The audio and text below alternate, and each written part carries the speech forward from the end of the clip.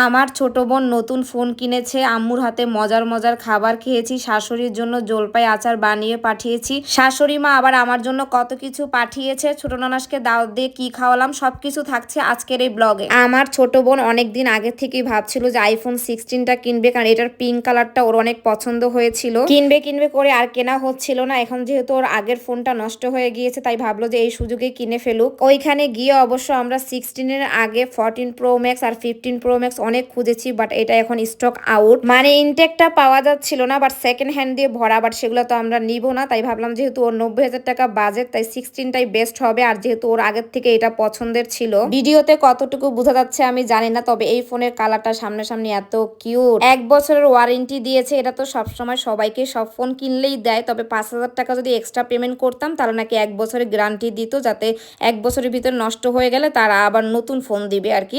যাই হোক, এটা আমরা নেই সাধারণত 1 বছরের ভিতর নষ্ট হয় না, ভাগ্য খারাপ না হলে। যাই হোক, ওখান থেকে বের হয়ে আমরা খাওয়া দাওয়া করি। খাওয়া দাওয়া শেষ করে বাসায় এসে দেখি আম্মু অনেক মজার মজার খাবার রান্না করে রেখেছে। দুধ সেমাই রান্না করেছে, চাউমিন রান্না করেছে, তারপরে আবার পাটিসাপটা পিঠা বানিয়েছে। আর আম্মুর হাতের পাটিসাপটা, চাউমিন এগুলো হচ্ছে বেস্ট। আবার পুডিংও বানিয়েছে আম্মু এরকম প্রায় সময় আমাদের বোনদের পছন্দের খাবার রান্না করে ডেকে একসাথে বসে খাওয়ায়। আম্মুর নাকি এটা অনেক ভালো লাগে।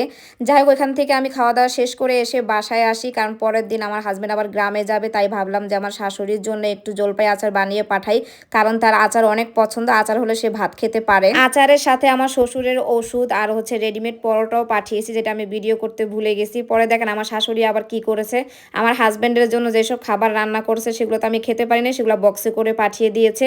আরও পাঠিয়েছে দেশি মুরগি, এখানে 3টা মুরগি, কিন্তু ছোট তো তাই অনেক কম দেখা যাচ্ছে।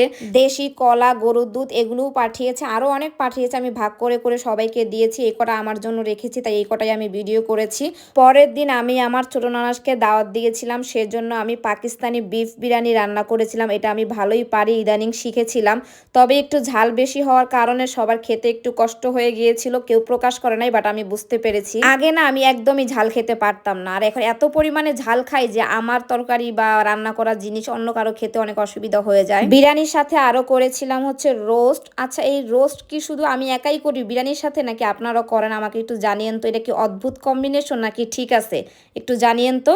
যাই হোক, তারপরে আমি আরও করেছিলাম হচ্ছে পুডিং, আর পুডিংটা করেছিলাম আমি হাঁসের ডিম দিয়ে। ভিডিওতে আমি দেখিয়েছি 4টা ডিম, কিন্তু 4টা না, আমি 6টা ডিম দিয়েছি এটার মধ্যে। পুডিংয়ের কালারটাও কিন্তু অনেক সুন্দর আসছে, আপনারা ভিডিওতে দেখতেই পাচ্ছেন। আর সাথে আমি আরও বানিয়েছিলাম হচ্ছে পেঁপের শরবত। এটা আমি একটু মধু, চিনি আর একটু পানি দিয়ে বানিয়েছিলাম, অনেক মজা হয়েছিল। আজকের ব্লগ আমার এই পর্যন্তই। আল্লাহ হাফেজ, সবাই ভালো থাকবেন। আর আমার এই ব্লগটি আপনাদের কেমন লেগেছে অবশ্যই কমেন্টস করে কিন্তু জানাতে ভুলবেন না।